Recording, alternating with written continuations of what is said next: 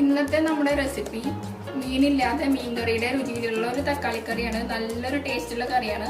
നമുക്ക് മീൻ കിട്ടാത്തപ്പോഴൊക്കെ ഇത് നമുക്ക് ട്രൈ ചെയ്ത് നോക്കാം. അപ്പോൾ നമുക്കത് എങ്ങനെ ഉണ്ടാക്കും നോക്കാം.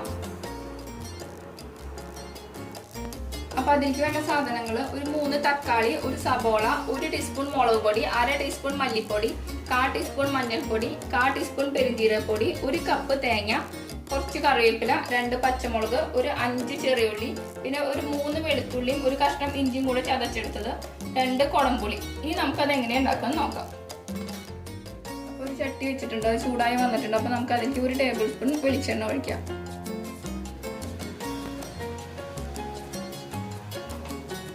എണ്ണ ചൂടായിട്ട് വരുമ്പോൾ നമുക്ക് ഇതിലേക്ക് സബോള ചേർക്കാം.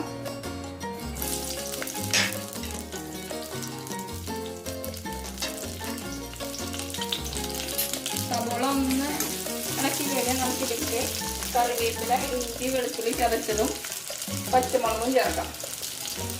എല്ലാം കൂടിയിട്ടൊന്ന് നമുക്ക് വഴറ്റാം. നന്നായി വരേണ്ട ആവശ്യമില്ല, ഇതിൻ്റെ ഒരു ചെറിയൊരു പച്ചമണം ഒന്ന് മാറി കിട്ടിയാൽ മതി.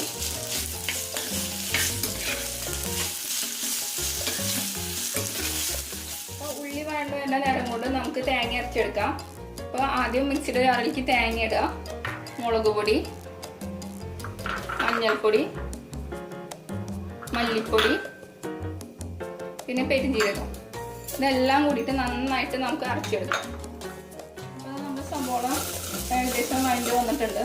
ഇനി നമുക്ക് ഇതിലേക്ക് കുടംപുളി 2 എണ്ണം ചേർക്കാം.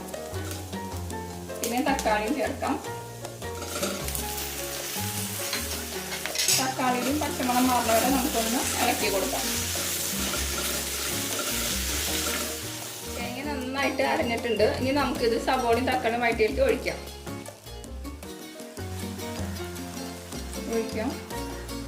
നമുക്ക് നമ്മുടെ ആവശ്യത്തിനനുസരിച്ചുള്ള ചാറ് ആക്കിയെടുക്കാം.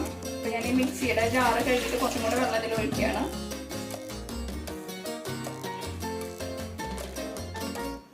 ആവശ്യത്തിന് ഉപ്പും ചേർക്കാം. നമുക്ക് ഇളക്കി നോക്കാം.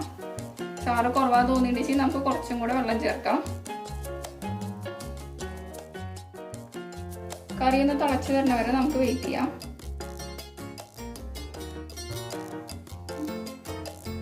അപ്പോൾ കറി തിളച്ച് വന്നിട്ടുണ്ട്. ഒരു 2-3 മിനിറ്റ് കറി തിളപ്പിച്ചാൽ മതി. ഇതെല്ലാം കുക്കായിട്ടുള്ളതായതുകൊണ്ട് ഒരു 3 മിനിറ്റോളം തിളപ്പിച്ച് കഴിഞ്ഞാൽ നമുക്കത് ഓഫ് ചെയ്യാം. നമുക്ക് കറിയിലേക്ക് കാച്ചിടാനുള്ള ഉള്ളിക്ക് വേണ്ടിയിട്ടൊരു ചീനച്ചട്ടി വെച്ചിട്ടുണ്ട്. അപ്പോൾ അതിലേക്ക് ഒരു ടേബിൾ സ്പൂൺ വെളിച്ചെണ്ണ ഒഴിക്കുക. അതൊന്ന് ചൂടായി വന്നിട്ടുണ്ടെങ്കിൽ നമുക്ക് ഇതിലേക്ക് ചെറിയുള്ളി അരിഞ്ഞത് ചേർക്കാം.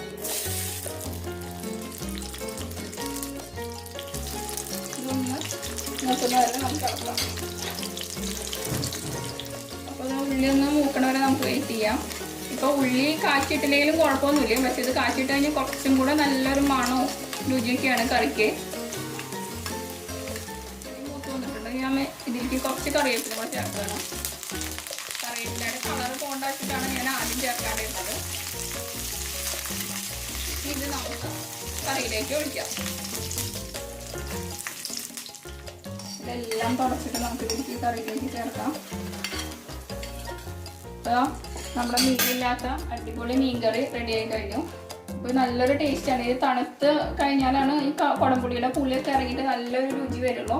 അപ്പോൾ നിങ്ങളതെല്ലാവരും ട്രൈ ചെയ്ത് നോക്കണം. നിങ്ങളുടെ അഭിപ്രായങ്ങളൊക്കെ താഴെ കമൻറ്റ് ചെയ്യണം. അപ്പോൾ നമുക്ക് അടുത്ത വീഡിയോയിൽ കാണാം. ബൈ.